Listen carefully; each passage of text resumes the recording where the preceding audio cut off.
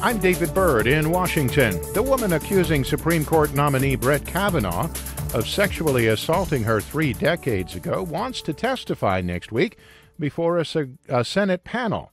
As AP's Sagar Meghani reports, lawyers said that Christine Blasey Ford would be prepared to testify as long as terms were fair and she was ensured of safety. In an email to the Senate Judiciary Committee, Christine Blasey Ford's lawyer says her client wants to testify next week if a deal can be reached on terms that are fair and ensure her safety. It's a sharp switch from statements this week in which Ford and her lawyers insisted she would only testify after the FBI investigated her allegations, which put the hearing in doubt. The lawyer says Ford still strongly prefers an investigation, but stops short of demanding it. There is at least one obstacle to overcome: the hearing scheduled for Monday, which the lawyer says is not possible.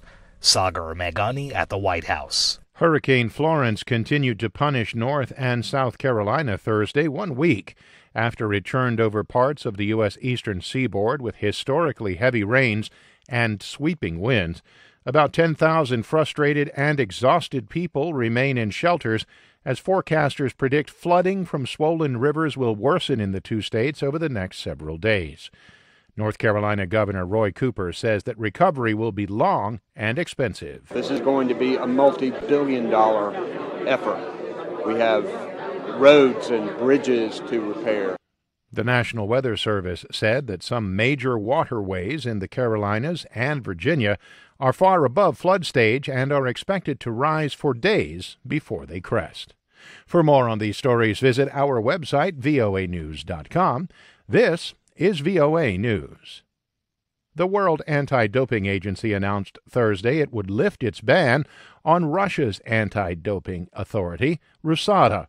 WADA President Greg Reedy said in a tweet, the great majority of WADA's executive committee decided to reinstate RUSADA as compliant with the code, subject to strict conditions. The decision to lift the ban drew ire from many, including U.S. Anti-Doping Agency CEO Travis Tygart. It's a catastrophic blow, both to clean athletes and those who value fair play around the world, but more importantly to the World Anti-Doping Agency and its credibility. RUSADA was banned in 2015 after a WADA report found evidence of a large and sophisticated government-backed scheme to help athletes cheat on drug tests. Moscow has repeatedly claimed it had no involvement in that scheme. The United States imposed sanctions Thursday on a Chinese military agency for buying Russian weaponry in violation of U.S. sanctions against Russia. The State Department said it would immediately penalize a unit of the Chinese military that oversees the country's defense technology for executing transactions with Rosoboron Export, Russia's main arms exporter. China bought Russian Sukhoi Su-25 fighter jets and S-400 surface-to-air missiles. The purchases violate a 2017 U.S. sanctions law that is designed to punish Russia for interfering in the 2016 U.S. presidential election. A senior United Nations official says he believes a Russian-Turkish agreement to create a demilitarized buffer zone between the Syrian army and rebels in northern Idlib province has averted a war for now.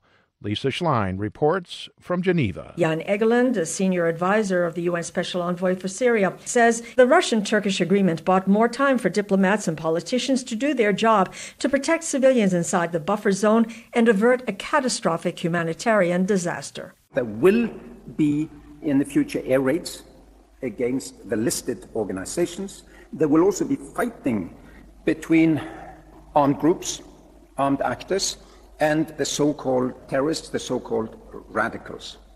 Under the deal, Egeland says only al-Nusra and other UN-listed terrorist groups can be attacked. He says these groups, which number about 10,000, will be moved outside the buffer zone. Lisa Schlein for VOA News, Geneva. At least 44 people have drowned after a passenger ferry capsized on Lake Victoria in Tanzania Thursday afternoon. Regional Commissioner John Mongella said 37 people had been rescued, but that some were in a very bad condition. For more, visit our website. I'm David Byrd, VOA News.